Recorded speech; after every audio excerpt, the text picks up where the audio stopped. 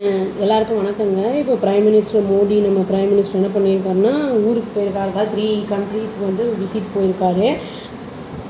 அது என்னென்ன கண்ட்ரிஸ் அப்படின்னா சைப்ரஸ், கனடா, அப்புறம் குரோஷியா அந்த மாதிரி 3 கண்ட்ரிஸுக்கு போயிருக்காரு. சண்டே தான் போயிருக்காரு.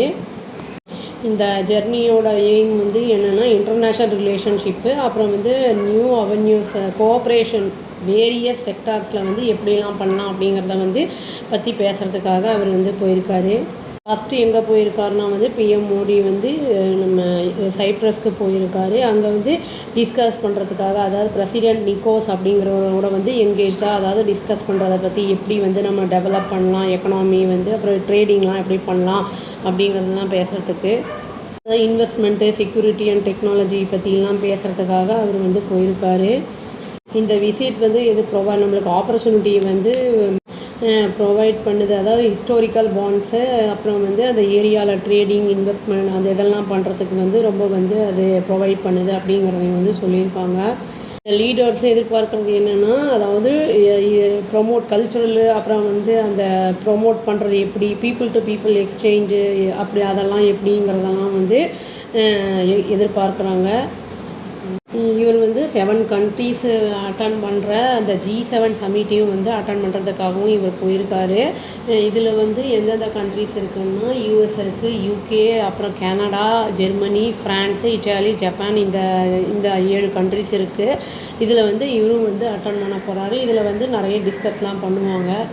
இங்கே சைப்ரஸ்லேருந்து இவர் எங்கே போகிறாருன்னா கனடாவுக்கு போகிறாரு. கனடாவில் தான் வந்து G7 சமிட் நடக்க போகுது. அங்கே வந்து பிரைம் மினிஸ்டர் மார்க் கார்னி அப்படிங்கிற வந்து இன்வைட் பண்ணியிருக்காரு. அங்கே G7 மீட்டில் வந்து இன்டர்நேஷ்னல் இஷ்யூஸ் பற்றிலாம் வந்து அவங்க வந்து டிஸ்கஸ் பண்ணுவாங்க அப்படிங்கிறதையும் வந்து சொல்லியிருக்காங்க. ஆப்ரேஷன் சிந்தூருக்கு அப்புறம் வந்து இதுதான் ஃபஸ்ட்டு விசிட் அவருக்கு.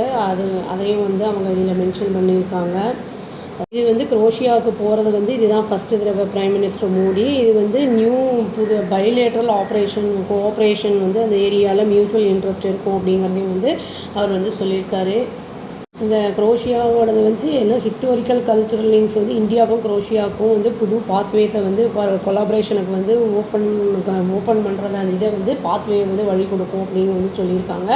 இந்த ஃபுல் 3 டூர்லேயும் வந்து அவர் எல்லாத்தையும் வந்து எல்லா கண்ட்ரீஸ் வந்து பார்ட்னர் கண்ட்ரீஸ் எல்லாருக்குமே வந்து சப்போர்ட் யாரெல்லாம் வந்து ஆன்டி டெரரிசமுக்கு வந்து சப்போர்ட் பண்ணியிருக்காங்களோ கிராஸ் பார்டருக்கு, அது வந்து அவங்க எல்லாருக்கும் வந்து இவர் தேங்க்ஸ் அப்படிங்கிறத சொல்லியிருக்காரு.